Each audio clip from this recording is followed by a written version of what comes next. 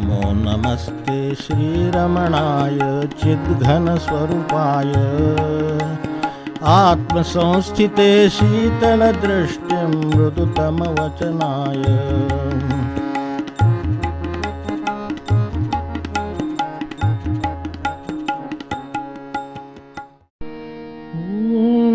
नमो भगवते श्रीरमणाय नमो भगवते श्रीरमणाय नमो भगवते श्रीरमणाय नमो भगवते श्रीरमणाय नमो भगवते श्रीरमणाय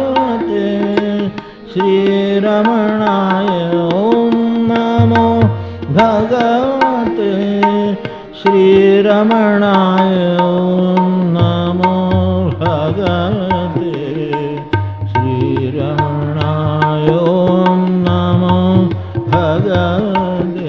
श्रीरमणाय नमो भगवते श्रीरमणाय नमो भगवते श्रीरमणाय नमो भगवते श्रीरमणाय नमो भगवते श्रीरमणाय नमो भगवते श्रीरमणाय नमो भगवते श्रीरमणाय नमो भगवते श्रीरमणाय नमो भगवते श्रीरमणाय नमो भगवते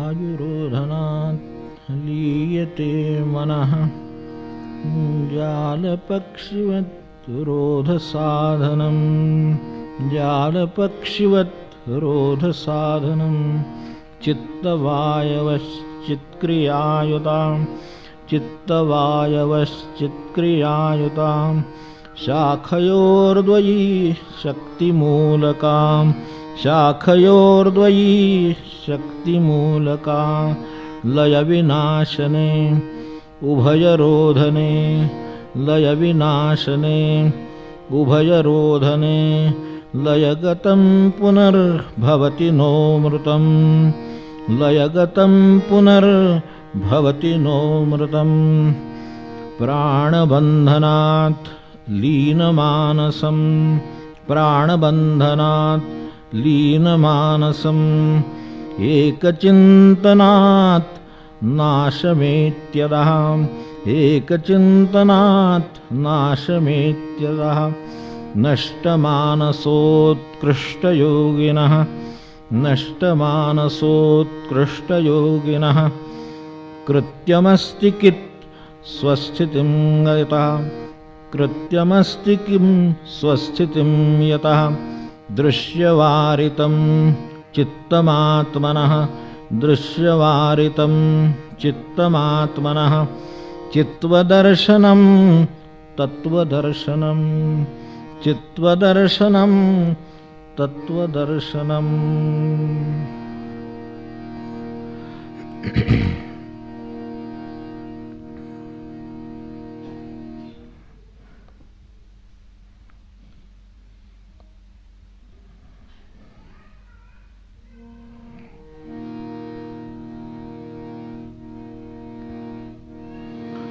प्राणनियमने लीन मनसे प्राणनियमने लीन मनसे आत्मचिंतने नष्ट होतसे. आत्मचिंतने नष्ट होतसे. नष्ट मानसोत्कृष्टयोगियां कार्यनाउरे स्वस्थितितयां. नष्ट मानसोत्कृष्टयोगिया कार्यनाउरे स्वस्थितितयां. दृश्यनाशता आत्मनवळे. दृश्यनाशता आत्मनवळे. आत्मदर्शने तत्वते कळे. आत्मदर्शने तत्वते कळे.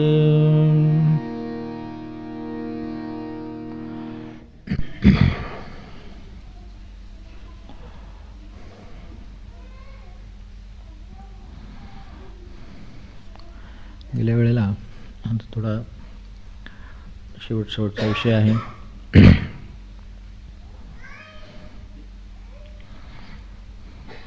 त्यात थोडा योगमार्गाचा संबंध आला. त्यातलं सोपा करून आपण समजून घेण्याचा प्रयत्न केला. तर त्यात एक सोपा पहिला मार्ग सांगितला होता, तो थोडं श्वासावर लक्ष ठेवण्याचा. श्वासावर नाम घेण्याचा नव्हे हा मात्र, तो काळ नाही. महाराजांनी जे सांगितलं आहे ते आहे, लक्षात ठेवावं की श्वासावर नाम घेण्याचा वगैरे काळ नाही. आपल्याला त्या वेळेत काही करायचं नाही आहे. अमुक एक गोष्ट, अमुक एक शब्द, अमुक एक विचार काही करायचं नाही. फक्त श्वासावर लक्ष ठेवावं, काय होतंय ते पाहावं. तसं म्हटलं तर हा मार्ग म्हणजे ऋषी नेहमी म्हणतात तशा पद्धतीनं त्यांना दिसतो, ते स्वतः तो सहजपणे आचरतात आणि मग कुठेतरी काही त्यातले असे लिहून ठेवतात, म्हणून तो आपल्याला मिळतो. नाहीतर हे खरं म्हणजे आपल्याजवळच असलेली गोष्ट आपल्याला सापडून दिल्यासारखं आहे त्यांच्या भाषेत. ते असं म्हणाले की तुमच्याच जवळची वस्तू मी तुम्हाला देतो आहे, नक्की नवीन देत नाही आहे, फक्त ती तुमच्याजवळ आहे याची कल्पना तुम्हाला नाही. आणि बाहेर चित्त वावरत असल्यामुळे हे जवळ असलेलं आपल्याला सापडत नाही. स्वाभाविक आहे की अति जवळ असली म्हणजे वस्तू जशी दिसत नाही. बाहेरचं लांबचं दिसतं माणसाला, 10 फुटावर दिसतं, 20 फुटावर दिसतं, 50 फुटावर दिसतं, काय त्याची क्षमता असेल त्यानुसार दिसतं, पण स्वतःकडे पाहता येत नाही. ते डोळे त्या अर्थाने आपल्याकडे नाही. म्हणजे त्यामुळे इतकं जवळ, खरं सर आपण स्वतःला सगळ्यात जवळ आहोत. आपला चेहरा समजा अगदी साधा विचार करा तर आपला चेहरा सगळ्यात जवळचा आहे स्वतः, पण तो आपल्याला दिसत नाही. एवढे डोळे असून, एवढी 25 फूट 50 फूट बघण्याची क्षमता असून माणसाला स्वतःचं दर्शन होत नाही. हे साधं चेहऱ्याचं झालं, तर आत आहे त्याचं दर्शनाचं काय व्हावं. आणि म्हणूनच आपल्या जवळ आहे, पण आपल्याला कोणीतरी दाखवावा लागतो. तो जसा आरसा, तो आपल्याला आपला चेहरा दाखवतो, तो त्याच्या पद्धतीनं दाखवतो. हे तितकंच करा, कारण प्रतिबिंब पडतं ते उलटं पडतं. त्यामुळे मनुष्याला काही जर करायचं झालं तर तिथं बोट लावायला गेलं तर ते उलटं होतं, जवळ बोट घेतं ते लांब जातं तिथं, कारण तो शेवटी आरसा आहे. किंवा इकडे जो आरसा आहे तो सत्पुरुषांचा, अनुभवांचा, सद्ग्रंथांचा असा आहे. तो जसंच्या तसं चित्र दाखवतो. तो अशा तऱ्हेनं प्रतिबिंब चित्राने दाखवतो, ते उलटं दिसतं. तसं त्याच्या जवळ आहे पण ते दिसत नाही. ते नियमात किंवा नियमन करायला किंवा ते आपल्या जवळ आणायला काय आपल्याकडे आहे. सर्वात जवळ आपल्या श्वास आहे, की ज्याचा प्रत्येकाला अनुभव आहे, याचा कसल्याही बाकीच्या श्रेष्ठ कनिष्ठतेशी, काय त्याच्या परिस्थितीची कशाशीही संबंध नाही, अशी वस्तू आहे. आणि ही ज्या अर्थाने योगविद्या वगैरे अशा स्वरूपाच्या आहे, त्यामधल्या पायऱ्या अमकतमक त्याच्याशी काही निगडीत नाही. त्यांचं म्हणणं ठीक आहे, ती एक प्रकारची डिसिप्लिन आहे, एक प्रकारची शिस्त आहे, एक प्रकारचा मार्ग आहे. तो ज्यानं चालायचं त्यांनी चालावा, त्यालाही अधिकार लागतो, त्याला अधिक प्रमाणात मार्गदर्शक लागतो. याला काही नाही, तुम्ही बसून बघा म्हणायचं. तेव्हा तशा अर्थाने एक मार्ग सांगितला आणि त्यात काय होतं हे पण सांगितलं. गेल्या वेळेला आपण तिथं होतो की आपल्याला जी गोष्ट सर्वात जवळची आहे, सर्वात उपयोगी पण आहे आणि सर्वात उपद्रवकारक पण आहे, ते जे मन, त्याच्याशी या श्वासाच्या निरीक्षणाचा मोठा उपयोग होतो. मनुष्याला आपण जर एखादी घटना घडली तर काहीतरी लगेच प्रतिक्रिया मनामध्ये येते, ते तेच ते मनाचं खाली गेलं की वृत्तीची ती प्रतिक्रिया येते, ती वृत्ती उठते म्हणतो आपण, तर ती प्रतिक्रिया येते. तर त्यावेळेला तो काहीतरी बोलून जातो, त्यातच त्याला नंतर वाटतं नाही बोललो असतं तर बरं झालं असतं, कारण ते भावनिक असतं. प्रतिक्रिया बरेच वेळेला इमोशनल सेटअपचे रिस्पॉन्स असतात, ते आपली जी भावनिक ठेवण आहे तिचे ते प्रतिक्रिया असतात. मग आपल्यालाच नंतर वाटतं जरा विचारपूर्वक बोलायला हवं होतं असं वाटतं. तर हे जे वाटतं त्याच्यामध्ये काय मिळत नाही नक्की, तर मध्ये त्याला वेळच मिळत नाही. ती येणारी घटना जसं एखादा चेंडू यावा आणि भिंतीवर आदळून परत जावा, तसंच त्याचं काहीतरी म्हणणं येतं आणि ते परत जातं. तर त्या वेगाने ते होतं. त्यामध्ये मध्ये कुठेतरी त्याला थोडासा विचार करायला वेळ मिळाला पाहिजे. वेळ देण्याची एक सवय म्हणायला पाहिजे. उगाच तशी जसं अभ्यासाला बसायची सवय लागते, बसायची सवय लागते, तर ती असली तर मग त्यात अभ्यास करता येईल. तसं हे आपण ती वेळ जी लागते, ती मध्ये जी एक थोडा वेळ मध्ये लागतो, तो कसा मिळवणार आणि कुठून मिळवणार आणि त्याला स्थैर्य कसं येणार, तर त्याच्यासाठी हा सोपा मार्ग सांगितला की बस श्वासाकडे लक्ष ठेवा. आता ह्याच्यात लक्ष तर फक्त श्वासाकडे ठेवायचं, करायचं आपलं काम काय नाहीच आहे, ते परमेश्वरच करतोय, हृदयस्थ आहे, काय त्याला आपण म्हणायचं आहे ते म्हणा, तो परमात्माच श्वासोच्छ्वास करतो, आम्ही करीतही नाही. तेव्हा जी गोष्ट आपण करीत नाही तीच मुद्दाम पाहायला का सांगितली, ते जाता जाता बघून पुढे जाऊ.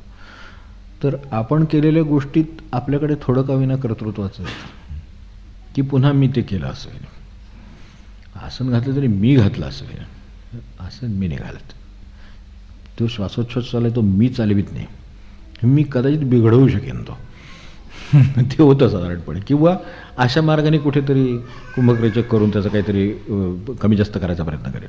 परमेश्वर करतो आहे बरोबर काय ते. आता ज्या वेळेला आपण श्वासावर लक्ष ठेवतो त्यावेळेला त्यांच्या दृष्टीनं मन आटोक्यात यायला दुसरा काही मार्ग नाही, सोपा हा मार्ग आहे. हा आपल्या दृष्टीनं खरोखरच सोपा आहे. आपण म्हणजे आता रमणांचं हे संपत आलेलं आहे, हा किती 22वा भाग असेल, आपण रमणांच्यावर विचार करतोय या उपदेश सारावर. तर ते तसं खरंच सांगायचं तर हे अगदी म्हणजे अत्यंत अनुभवाची सूक्ष्म अशी कठीण गोष्ट त्यांनी ती सार रूपाने सांगितली. उपदेश सारच आहे ते शेवटी.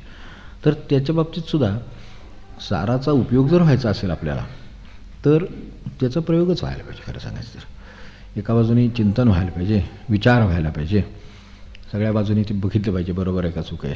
तर त्याच्यासाठी खरं सांगायचं तर प्रयोगच व्हायला पाहिजे. आता आपल्याला एवढा इथे वेळ असत नाही किंवा आपण घरी करून बघावं असं मी आपल्याला मनापासून विनंती करेन किंवा शिफारस करेन. आणि त्याचा उपयोग होतो एवढी गोष्ट खरी. आपण एक क्षणभर अवघड आहे ते, पण 1 मिनिट आपण बसून बघूया का तसं. चालू आहे ना घड्याळ, होई नाही तर आपलं बसून राहायचं.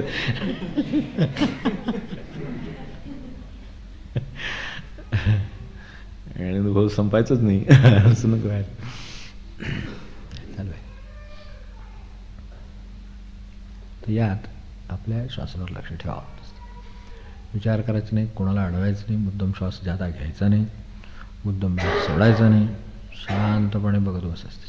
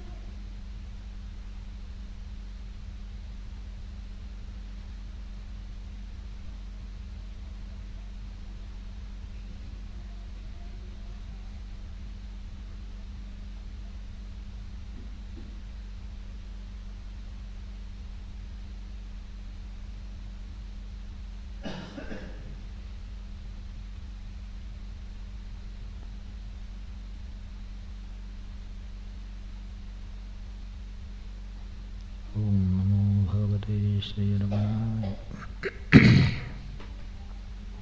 असं म्हटलं तरी काम सोपं आहे, कारण काहीच असं त्रास नाही करत सांगायचं तर. उलटं आपल्या लक्षात आलं असेल की आत्ता जर नुसतंच श्वासावर आपलं लक्ष असेल तर जे विचार नेहमी जप करायला सुरुवात केल्यानंतर गोंधळ माजवतात, त्यातलं या मनानं या मिनटात काहीच नाही. या मिनटात फक्त 1 2 3 4 फार तर कोणी मोजलं असेल तर कदाचित 1 2 3 4 अशी एक गती सापडते, त्याच्यापेक्षा काही वेगळं काही घडत नाही. आणि आत जे नेहमीचा गोंधळ आहे तो ते घडून देत नाही. जाळीयामध्ये पक्षी सापडे ते जे म्हटलं आहे तर पक्षी जाळ्यात सापडल्यासारखी त्याची अवस्था होते. मनाला हालचाल नाही करतात. नेहमीची जी हालचाल आहे त्याची ती आपल्याला माहिती आहे, ती किती जलद आहे आणि किती प्रभावी आहे. तर इथे त्याचं काही चालत नाही. आता हे बरोबर आहे, आपण आता आपल्या परीनं त्याचं काय लक्षात घेतलं असेल, आपला जो काय अनुभव असेल तर आपण तो घ्यावा. पुढेही काम कधी करून बघता येण्यासारखं आहे. एखाद्या मिनटाचं काम तर अगदी सोपं आहे आणि तेवढं सुद्धा पुरतं. म्हणजे खरं सांगायचं तर आपण एवढे शांत राहू शकतो हे सुद्धा आपल्याला तसं पहिल्यांदाच कळतं. काहीच कारण नाही. म्हणजे तसं विचार केला तर खरोखरच काही कारण नाही. अमुक एक काही हालचाल करावी, काहीतरी जादा करावं, कुठले तरी विचार करावे, काहीतरी उत्तरं शोधून काढावे, कुठलं संशोधन करावं, काही करायची शांत बसून. म्हणजे मनाला एकदम शांत करणारी विद्या आहे, एवढी गोष्ट खरी. तेव्हा आता ह्याच्यातूनच दुसरा प्रश्न निर्माण झाला. तो पुढच्या श्लोकामध्ये त्यांनी ज्याबद्दल बोलले ते काय म्हणाले की हा सोपा मार्ग म्हणजे त्याचा अधिकाधिक सोपा करून हा घेतला आहे. तर आपण जर श्वासाविषयी सावधान असू, सावधान श्वासावर काही करीत नाही आपण, नुसते सावधान, तर सावधान असू तर ते एक प्रकारचं मनाला बांधून घातल्यासारखं साधन होतं. मनाला हालचाल नाही करतात. एक वेळ मनाला हालचाल करायची नाही म्हणून जर आपण बसलो, त्याला करू द्यायची नाही तर अवघड आहे. ते दुप्पट जोराने हालचाल करेल. पण तुम्ही जर तिकडे लक्षच दिलं नाही आणि श्वासावरच फक्त लक्ष दिलं असेल तर त्याला वाव जोरत नाही काही पळायला कुठं. कारण हे काम चालू आहे, त्याच्याकडे त्याचं लक्ष आहे. म्हणजे आपण सावधान आहोत, त्यामुळे तिकडे काही घडत नाही. हे ज्या मनाचा एवढा मोठा प्रश्न आहे आणि जो सोडवायला इतकी शास्त्राने इतके म्हणजे विज्ञानही थकलेलेच आहे, तिथं चालत नाही आहे काही, तर तो अशा पद्धतीने एकदम जाळ्यामध्ये पक्षी सापडे तसा सुटण्यासारखा आहे. एवढं त्यांनी याच्यावर दाखवून दिलं. फक्त हे दाखवताना त्यांनी हे पण दाखवून दिलं की हे झाल्यामुळं काय झालं की मन स्तब्ध झालं, शांत होतं. त्याचे व्यापार कदाचित जर एखाद्याच्या मनामध्ये काही व्यापार आलाच, समजा काही व्यापार याच्या अर्थाने की हालचाल कुठल्याही प्रकारची, तर ती जर आलीच तर ती त्याच्या लक्षात येते. इतकी वर्ष काय चाललेले आहे, त्याचे काय व्यापार चालले तेच आपल्या लक्षात येत नाही. प्रत्यक्ष व्यापार घडतो बाहेर. तर त्याला राग आला आहे, ते शांत आहे, त्याला प्रतिक्रिया आहे, त्याला हे हवं आहे, त्याला नको आहे, ते जे सगळं त्याचा कार्यक्रम चालू आहे तो कधीच आपल्या लक्षात येत नाही. प्रत्यक्ष त्याच्यावरनं होणारी जी कृती आहे तीच एकदम लक्षात येते, जेवढी घडती त्यावेळेला लक्षात येते.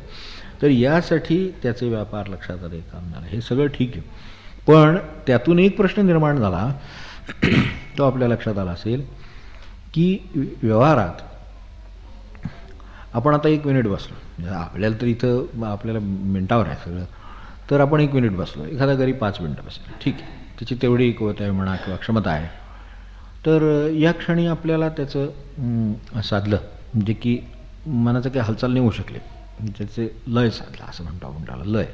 तर हा लय साधला त्याचा. जसा एखादा गाण्याचं त्याच्या आवडीचं असलं आणि त्याच्यामध्ये तन्मय होतो किंवा तल्लीन होतो, तर त्याचं ते लीन झालं, म्हणजे त्या ठिकाणी लय साधला. पण शेवटी काय आहे, शेवटी आपल्याला पुन्हा आपल्या कामाला लागावं लागलं. अडचण ही आहे की उतरणारी समाधी आहे साध्या भाषेमध्ये. समाधीच आहे काही, ही खरं सोपी समाधी आहे. सामान्य प्रपंचिकाला खरं रमणांच्याकडनं एकदम थेट जर काही कुठे येता येत असेल स्वतःच्या प्रपंचात, तर अशा मार्गाने येता येतं. ह्या श्वासाच्या मार्गाने त्यांना जे काय म्हणायचं त्याच्यातला महत्त्वाचा मार्ग आपल्याला चटकन सापडतो. जे जसं एखाद्या उपनिषदातलं सूत्र एकदम पटकन व्यवहारात आणताना सापडावं. आता आपण कल्पना करा की उतरणारा असू दे, पण तरीसुद्धा त्या क्षणी जर मन शांत असेल तर जो प्रश्न नेहमी आपल्याला भेडसावीत असतात, ज्या प्रश्नाने मनुष्य अस्वस्थ असतो, ज्या प्रश्नावर त्याला काही सुचत नाही, तर त्या क्षणी त्याचं मन इतकं शांत असतं की त्याचा तो यथास्थित बरोबर निर्णय घेऊ शकतो. ह्या शांत झालेल्या मनाच्या नंतर जर तुम्ही एखादा निर्णय समोर आणलात आणि आधी आणलात, तर त्याच्यामधल्या प्रतिक्रियात किती फरक असतो ते आपल्या लक्षात येईल. आपण ज्यावेळेला म्हणतो ना जरा शांत बस, बघू, तेच आहे ते. की त्याला श्वासावर लक्ष ठेवलं आहे. आपण त्याला काही शांत बसायला सांगितलेलं नाही, पण ते आपोआपच शांत होतं. ते जाळ्यात अडकलेलं आहे, त्यामुळे ते शांत आहे. ते शांत आहे, त्यामुळं आता समजा राग आला असेल, समजा काही प्रतिक्रिया द्यायची, तर आता 1 मिनिट समजा जर असं मध्ये गेलं तर ती खालीच ती प्रतिक्रिया आहे. ज्याच्यावर रागवायचं आहे तो समजा मनुष्य घरातच सापडला नाही तर काय होतं? आता आल्यावर रागवायचे म्हटल्यानंतर तिथं तसा आत्ता आलाय तसा राग कसा येईल? अवघड आहे ते. आत्ता जो आलेला आहे तो कसा एकदम धाडकन एकदम त्या वेळेला काय ते होऊन जाणार. पण तो जर समजा एक अजून यायला 15 मिनटं आहेत, आता 15 मिनटं असं उकळत पाणी ठेवणं अवघड आहे. गार होणार ना ते, गार त्यानं कोमट होईल.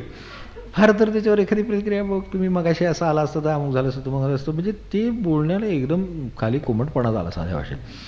त्या क्षणी जर समोर आलं असतं तर काही खरं नव्हतं. हे जे काय आहे हे साध्या आपल्या या रागाच्या किंवा या सगळ्या प्रतिक्रियांपासून ते आपल्या सर्वात महत्त्वाच्या कसल्या तरी विषयाच्या निर्णयापर्यंत हे मधली स्पेस काम करते. ही जी दिलेली स्पेस आहे ही 1 मिनिटाची असेल पण ती काम करते. त्या क्षणी माणसाला मनाला वावरू देत नाही. तर या अर्थाने ती महत्त्वाची आहे, आपण घेऊन पाहावी. अगदी अभ्यासाला आपण मुलाला बसायला सांगतो, त्याला 1 मिनिट सांगावी, शांत बसतं नसतात, अभ्यास करू नको, नंतर बघू. नंतर आधी जरी ते त्याला 1 तासभर जरी लेक्चर दिलं, अभ्यास फार महत्त्वाचा आहे, तरीसुद्धा 1 मिनिट मध्ये गेल्यानंतर मग जर त्याला म्हटलं की अभ्यास महत्त्वाचा वाटतो का तुला, तर त्यावेळेला जे लक्षसुद्धा देत नाही ऐकायला, ते मूल म्हणू शकतं हो महत्त्वाचं आहे, करायला पाहिजे. आता त्याच्या मनाच्या मानानं ते करायला पाहिजे म्हणतात, आपण करूया, करणारच म्हणतो. प्रत्यक्षात कोणी त्यातलं लगेच करता अशातला भाग नाही, म्हणजे काय तसं म्हणायचं नाही. पण निदान एवढं तरी खरं की आतून प्रतिक्रिया चांगली यायला सुरुवात होते, शांत यायला सुरुवात होते, अधिक योग्य यायला सुरुवात होते. त्याच्यासाठी याचा उपयोग होतो. म्हणून महाराज जसं म्हणाले की हा एक अभ्यासाचा भाग आहे आणि तो करावा, याबद्दल काही दुमत नाही. पण ते कसं होतं की त्या क्षणी आपण आता शांत बसलोत म्हणून ते शांत बसण्याचं स्वरूप हे आपल्याला उपयोगी आहे. पण दुसरी बाजू लक्षात ठेवू की जसं ते कोणीतरी पाहुणे घरात आलेले असताना मुलं दंगा करतात आणि त्यावेळेला सांगतात जरा थांब, डोळे वटारलेले असतात, त्याला त्याच्यापुरते दिसतील असे, जरा ते जाऊ देत मग बघतो तुझ्याकडं. ते जे काय असतं ना ते तशा स्वरूपाचं कदाचित मन करण्याची शक्यता असते. तू जरा 1-2 मिनटं बसलायस तोपर्यंत राहते, बघू नंतर मग डोक्यावर बसेल, असं त्याचं करण्याची त्यानं शक्यता आहे. या अर्थाने हे थांबलं तर काहीतरी प्रतिक्रिया होण्याची शक्यता असते. ही पण दुसरी बाजू आहे. तर आपण प्रयोग करून पाहिल्यानंतर मगही मन काही करते बघावं आणि मग वाटलं तर अजून एखादा मिनिट बसावा, म्हणून तुला असंच बसावं लागणार म्हणून त्याला सांगावं हळूहळू. मग ते म्हणतं तू जर असाच बसणार असेल तर मला एवढ्या जोराने काही उड्या मारता येणार नाही, हातपाय मोडल्यासारखे त्याचे थोडक्यात. त्यासाठी त्यांनी म्हटलं आहे की मनाचे हातपाय मोडायला हा मार्ग चांगला आहे, तर तो करावा. फक्त आता याच्या पुढं विचार केला तर आपल्या लक्षात येईल की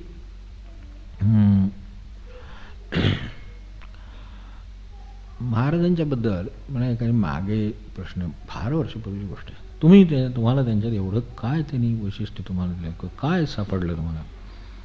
तर म्हटलं हा स्वानुभवाचा भाग आहे, ज्याला काय ते जे सापडलं असेल ते त्याला सापडलं असेल. आता त्याचं काय उत्तर असणार आहे, ज्याचं त्यांनी आपापलं उत्तर ठरवं. नाही आम्हाला तुमचे काय उत्तर आहे म्हणतात. एक उत्तर तर तुम्हाला सांगतो वाटलं की डोळे बंद करून समाधी लावणारे लोक आहेत.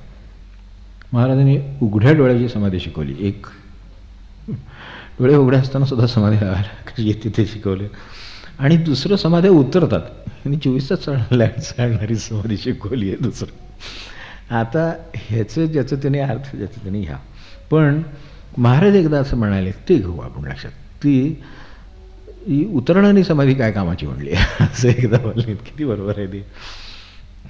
लागलेली समाधी पाहिजे, त्यामुळे तशा तऱ्हेची लागलेलीच समाधी राहिली पाहिजे. आता एकदम तर काही समाधी लागणार नाही, ठीक आहे, हे आपण 1 मिनिट बघितलं, 2 मिनिटं बघितलं, असं करत करत कदाचित सुरुवातीला दिवसाच्या, कदाचित दुपारी किंवा मधल्या वेळेत किंवा संध्याकाळी असेल, रात्री असेल, मध्ये जागा झालं तर त्यावेळेला असेल.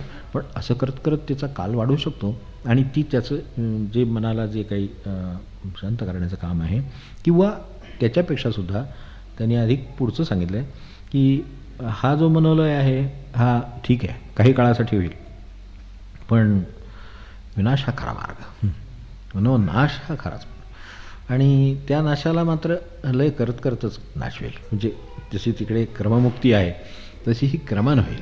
एकदम त्याच्या विरोधात जाऊन आपल्याला जमण्यासारखं आपल्याकडे बैठक नाही की जे मनाला बांधून घालू शकेल. तर त्यामुळे त्याला हळूहळू त्याची ॲक्टिव्हिटीज कमी करत करत मग ते शांत होईल, एवढं खरं. तर त्या अर्थाने ही उतरणारी समाधी आहे असं लक्षात ठेवलं तरी चालेल. आणि श्वासावरचं लक्ष आपलं गेलंच समजा क्षणभर, तर त्याचे कारभार करायला ते सुरुवात करेल, असं एक लक्षात ठेवायला करते. त्यांना काय म्हणायचं त्यातलं सारांश म्हणून सांगतो. तर असं बघितलं तर मग याच्या पुढं मग काय होईल, तर याच्या पुढं त्यांना अभिप्रेत आहे की मनाला अस्तित्व नाही असं नाही. मन हे दिलेलं आहे, त्याला अस्तित्व आहेच, त्याचं अस्तित्व राहीलही. तुम्ही भले मनोनाश समजा त्याला, पण मनोनाश समजलं तरीसुद्धा भगवंताकडे जायला पुन्हा मनच पाहिजे. आता विटेवरी याची पावले समान, तुझी एकदा नशूर आता त्याच्याकडे मागावं. सेवितो हा रस, त्यांना कुठला दिला रस? सेवितो रस तो आणि वाटितो आणि का हा रस आला कुठून? म्हणजे त्याचा अर्थ रस घेणार आपली काही बुद्धी नाही कशात हे करेल असं, तिच्याकडे ती क्षमता नाही, तर्कात ती क्षमता नाही आहे, तर्काच्या मर्यादा आहेत तर्काला, तो गणित आहे फक्त ते. तर त्यामुळे तशा पद्धतीने तेवढं काम करेल. पण रसाचं जे काम आहे ते कुठून आलं, तर ते घेणारं हे आता मनाचे संकल्प ज्या अर्थाने म्हटले ते आपण त्याच्यावर विचार केला आहे निरूपणाच्या वेळेला. पण या अर्थाने हे मन जे ठरवणार आहे ते दोन्ही बाजूंनी उपयोगी आहे. इकडे भगवंताकडे जायला पण उपयोगी आहे आणि दुसरं त्याच्या आड यायला पण ते कारणीभूत ठरतं. हे दोन्ही त्याचे आहेत. त्याचं आड यायला कारणीभूत ठरणं थांबवणं आणि भगवंताचं जे भगवंताकडे जायला जो त्याचा उपयोग आहे तो करून घेणं, या कामी हे उपयोगी पडेल. म्हणजे आपल्या कामाची दिशासुद्धा ठरलेली असावी की ठीक आहे मनाचा एक प्रकारे लय आहे. आता मनाचा लय चांगला असेल, आपण म्हणतो ना अभ्यासाला बसलं की आत्ता मला मनापासून मी अभ्यास करतो त्यामुळे मला समजलं, एकदम सगळं लक्षात येतं, पटकन उत्तरं पाठ होतात, सगळं होतं. जी गोष्ट 5 वेळा पाठ करून होत नाही ती 1 वेळा म्हटल्याबरोबर होते. समजत नाही ते एकदम समजतं. म्हणजे त्यावेळेला काय असतं तर मन एकदम अटेंटिव्ह आहे, ते इकडे तिकडे फिरत नाही. इकडे तिकडे फिरत असलं की ते काय सांगतं ते पण कळत नाही, ते काय वाचतं ते कळत नाही. बराच वेळ डोळ्यासमोर पुस्तक ठेवून बसलं तरी त्याचा काय उपयोग होत नाही. हे का होतं तर मन त्या ठिकाणी नाही आहे म्हणून. हे जर व्यवहारात होत असेल तर त्याची उपयुक्तता आणि उपद्रव क्षमता आपल्याला लक्षात येते. आता ती जरा मोठ्या पातळीवर जाऊन थोडी बघायची की ते आपल्याला भगवंताकडे जाऊ देत नाही, ही गोष्ट खरी आहे. मग त्याला थोडासा मनोलयाचा अभ्यास केला, मग थोडासा मनोनाशाचा अभ्यास केला, असे 2 अभ्यास त्यांनी त्याच्यासाठी सांगितले. तर त्यासाठी मध्येच एक विषय येऊन गेला आहे यात, तो फक्त आपण म्हटलं त्याच्याबद्दल चित्तवायवश्चित्त चित्क्रिया युता शाखयोर्द्वयी शक्तिमूलका. परमेश्वराच्या 2 शक्ती आहेत असं जाता जाता सांगून ठेवले, तोही विषय जाता जाता सांगून ठेव. परमेश्वराने या दोन्ही शक्ती आपल्याला दिलेल्या आहेत. एक आहे ती मनाच्या रूपाने आहे, तिचं खरं काम हे गोंधळ माजवणं नाही, चिंतन करणं हे आहे.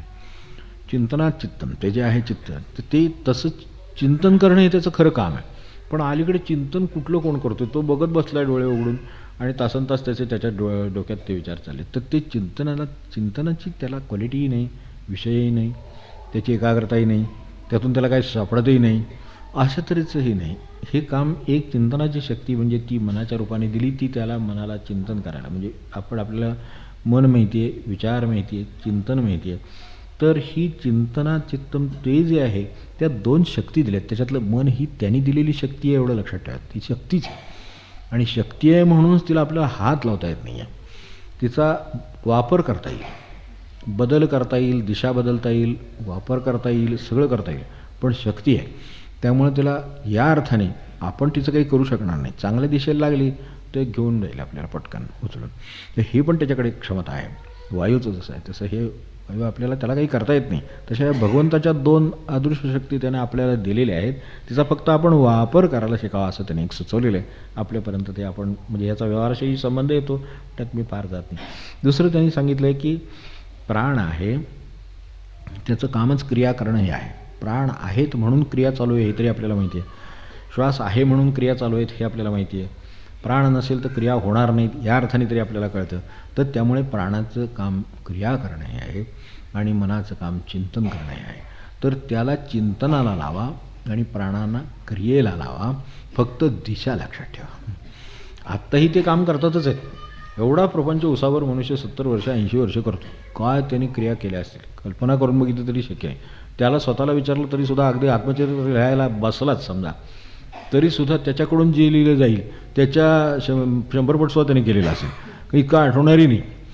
इतक्या क्रिया चालू आहेत. एका दिवसाच्या क्रिया, मी मागे एकदा आपल्याला प्रयोग सांगितला होता की सकाळी एकदा उठल्याबरोबर आपण पहिल्या क्रिया काय केल्या इथपासून सुरुवात करायची. आपल्यापुरत्या अगदी साधी एक नोट आहे, तर ती करायची ठरवली तर रात्रीच्या वेळेला सकाळच्या क्रिया आठवणंसुद्धा अवघड जाईल.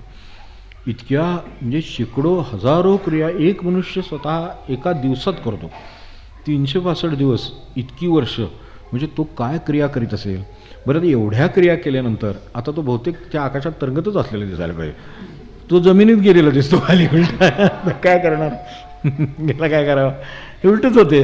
म्हणजे आम्हाला जे काम दिलेलं आहे क्रिया, त्या क्रियाने म्हणजे एखाद्याला घर बांधायला सांगावं आणि त्याने खड्डे काढून ठेवावे, त्यातला प्रकार झाला हा सगळा. असलं काहीतरी झालेलं आहे ते. तर त्याला घर बांधायला सांगितलं आहे, त्याला भगवंताकडे जायला सांगितलेलं आहे, तर ते त्याचं इतक्या क्रिया केल्यानंतर त्याला जवळजवळ येत गेलं पाहिजे. भगवंत त्याच्या जवळजवळ आला पाहिजे किंवा हा भगवंताच्या जवळजवळ गेला पाहिजे. एवढ्या क्रिया करतो आहे. ते एवढ्या क्रिया केल्यानंतर तुम्ही बघाल तर सर्वसाधारणपणे अमुक असं कोणाला म्हणत नाही, पण एक सर्वसाधारण असं आहे की जसं जसं वय वाढत जातं तसं माणसाचा पहिल्यांदा कसा कॉन्फिडन्स वाढत जातो वगैरे वगैरे सगळं होतं. काय ते 25, 30, 40 वर्ष, 50 वर्ष सगळं, आणि मग तो ढिला पडायला लागतो या अर्थाने की त्याला स्वतःला कॉन्फिडन्स जायला लागतो हळूहळू. मग तो कधी वाहनाचा जाईल, कधी निर्णयांचा जाईल. अहो शेवटी इतकं आपण बघितलं की रस्ता ओलांडण्याचा सुद्धा कॉन्फिडन्स जातो माणसाचा. वाहन चालवण्यानंतर गोष्ट झाली, पण सदा रस्ता ओलांडताना सुद्धा क्षणभर असं वाटतं की समजा हा रस्ता ओलांडताना मला एखादं वाहन आलं आणि चटकन हालचाल नाही करता आली तर काय होईल. म्हणून रस्त्याच्या एका कडेला थांबलेले लोक मी बघितलेले आहेत, आपणही बघितले असते. म्हणजे इतक्या क्रिया केल्यानंतर तो दुर्बल होतो, ही त्याची दुर्दैवी हे आहे प्रवास.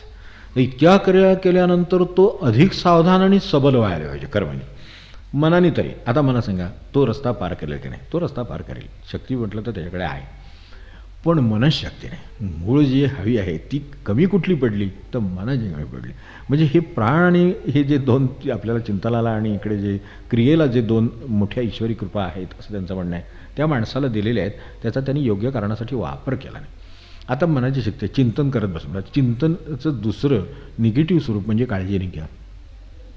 समजा वारं गार सुटलं तर मला थंडी वाजेल, मग थंडी वाजल्यानंतर ताप भरतो, मग हुडहुडी भरते, मग माणसाला आता ते सुरूच झालं, मी काही बोलत नाही त्याच्यावर पुढे काय ते, की मग हुडहुडी भरणार, मग ते होणार, मग पांघरून घालायला लागतील, मग ते करायला लागेल, मग मला ताप भरेल, मग ताप भरल्यानंतर या सगळ्या माणसांना त्रास होईल, त्यांनाही ताप येणार, तर त्यांना ताप होणार, मग सगळे हे, आणि हे सगळ्याला आमंत्रण देण्यापेक्षा आपण घरात आपलं गप्प असावं.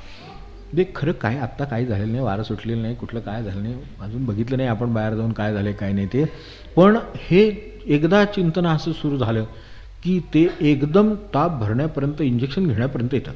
म्हणजे आता फक्त ते देत नाहीत, कारण ते म्हणतात काय तुम्हाला झालेलं नाही आहे असं म्हणतात, आणि ते म्हणतात जरी हे इंजेक्शन देण्यासारखं असलं काय मलाही काही फरक पडत नाही, माझं चांगलंच होईल, पण तरीसुद्धा ते मी चांगले जर डॉक्टर असतील तर सांगतील तुम्हाला काही देण्यात काही कारण नाही आहे. पण अशा वेळेला मनाला पटत नाही, ह्यांना काहीतरी नीट कळत नाही असं वाटतं, दुसऱ्या डॉक्टरकडे जाऊन घेऊन येऊया असं वाटतं. आता हे कोण काम करतो मला सांगा? जी मनाची शक्ती चिंतनाची दिली तीच ही उलटं काळजी लावण्याचे उद्योग करून ठेवते. म्हणजे त्याच ईश्वरी शक्ती आहेत, पण त्यांच्या वापरामुळे त्या आशा झाल्या.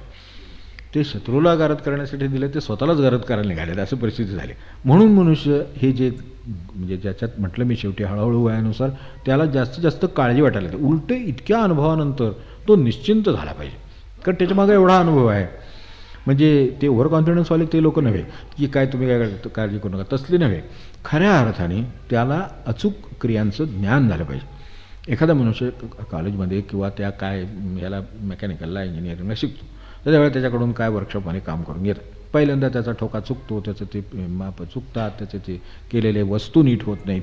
पण ज्या वेळेला तीच वस्तू तो 10 वेळा 20 वेळा 25 वेळा करतो, त्यावेळेला प्रिसिजन आहे त्याला अगदी, म्हणजे अगदी इतका बारकावा असतो करण्यामध्ये त्याच्या तयार होतो की तो ते कौशल्य शिकून, म्हणजे इतक्या वेळा ती 25 वेळा क्रिया केल्यानंतर त्याच्या ठिकाणी 26वी क्रिया तुम्ही केव्हाही कुठल्याही क्वालिटी कंट्रोलकडे पाठवा, ती उत्तम पास झाली पाहिजे, त्याच्याकडचा माल रिजेक्ट होणार नाही असं होईल. पण आपलं हे सगळ्या मालाची अवस्था काय झाली बघा, सगळ्या रिजेक्टच व्हायची वेळ म्हणून ते थोडे लोक उद्धरून जातात.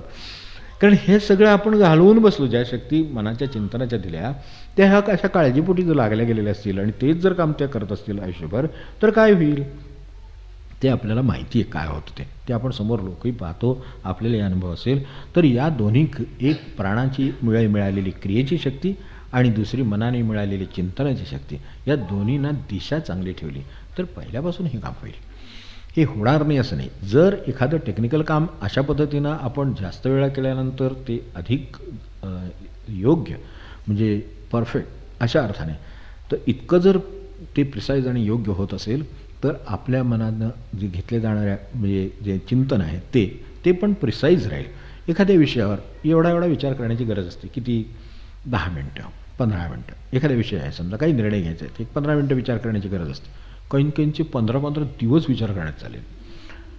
विचार करण्यातच गेले म्हणजे त्यावेळी ते 15 मिनटात निर्णय घेतला असेल, उरले 14 दिवस जरी काम केलंस तरी त्यातल्या 7 दिवसातच काम झालं असतं. पण काय करावं, काय करू नये, काय करावं करू नये, आता चिंतनाची शक्तीची सगळी त्या वेगवेगळ्या बाजूनी विचार करून त्या सगळ्या शक्तीची वाया जाते ते. म्हणजे हे जर लक्षात आलं आणि जर लवकर लक्षात आलं तर उपयोग जास्त होईल. म्हणून मनाच्या बाबतीतलं हे सांगितलेलं आणखीन एक, शाखयोर्द्वयी शक्तिमूलका असं म्हटलं आहे. शक्तीची मुळं आहेत ती अक्षरशः. शक्तिमूलं तुमच्या हातात दिलेली आहेत. एक मन दिलं जे या कामासाठी उपयोगी पडतं. त्या ईशशक्तीच्या शाखा आहेत त्या आपण जे चित्तवायवश चित्क्रियायता या 2 प्रकारच्या दिल्या, तर त्याचा आपण किती चांगला उपयोग करू शकतो. तर आपण जसं मनाच्या बाबतीत म्हटलं की जे बंधाला कारण तेच मुक्ताला कारण, कारणम बंध मोक्षयो हो, असा जसं उपनिषद म्हणालं तिथे जसं ते सत्य आहे तसं या उपनिषदामध्ये सुद्धा हे सत्य सांगितलेलं आहे की हे चित्त खरं सांगायचं तर चिंतनात चित्तम तयार होते. कशाचं चिंतन करावं ते आपण ठरवावं आणि कशाचं आत्ता करतोय ते आपण बघावं. आत्ता या क्षणी चिंतन कशाचं चालू आहे असा विचार केला तर लक्षात येईल आपल्या की खरं आपण इथलं चिंतन करतोय का ते कुठले मुलाचे मुलीचे कोणाचे काकाचे मामाचे कुठले लग्नाचे कसले विचार डोक्यात चालू आहे. हे विचार केला ते अशा तऱ्हेनं चित्ताचं ते वाया जाते चिंतनाची शक्ती आणि इकडे त्यामुळं क्रियांवर परिणाम होऊन त्याही या अर्थाने उपयोगाला पडत नाहीत. म्हणून जरा थोडंसं या 2 शक्तींबद्दल सावधान राहावं असं त्यांचं म्हणणं. तर गंमत आहे मनाचीच, म्हणजे गंमत म्हणून सांगून ठेवतो की त्याला अशा तऱ्हेनं ते या बाजूला कधीही पहिल्यांदा आपल्या बाजूचं मन नसतं, आपल्या बाजूला ते नाही हे गृहीत धरा. हा जसं श्वासाचा आपल्याला जाणीव झाली तर आपल्या बाजूचा होऊ शकतो, तो आपल्याला मदत करू शकतो. पण जाणीव नसली तर आयुष्यभर मनुष्य श्वासच घेतोय की. आत्ता आपण 1 मिनिट बघितलं पण अशी किती मिनटं श्वासोच्छ्वास मनुष्य करतो. आयुष्यभराचा विचार केला तर केवढं संधी आहे. पण ती संधी जर योग्य तऱ्हेनं वापरली गेली तर आपल्याला ज्या अर्थाने राग, ज्या अर्थाने हे लोभ, ज्या अर्थाने काय असूया काय जे वाटत असेल 1 मिनिट शांत राहिलं की ती असूया निघून जाते. अरे कसली असूया करता, एवढा जगाचा पटावरती कुठलं ते कोणाची असूया करता आणि कोणाचा मत्सर करता, एकदम ते त्याचं काम बदलून जातं मनाचं. ते म्हणते जाऊ देत. ही जाऊ देत म्हणण्याची जी मनामध्ये शक्ती निर्माण होते ती या क्रियाने निर्माण होते. तर आपण त्या घरा ते पहिल्यांदा आपल्याला साथ देणार नाही, त्याची तशी साथ देण्याची नाही म्हणजे तयारी नाही, कारण त्याला तशी सवयही नाही. आणि खरं सांगायचं तर जन्मोजन्मी हे आधीचं हे नसल्यामुळं हा जर आज संस्कार केला तर उद्या उपयोगी पडेल नक्की.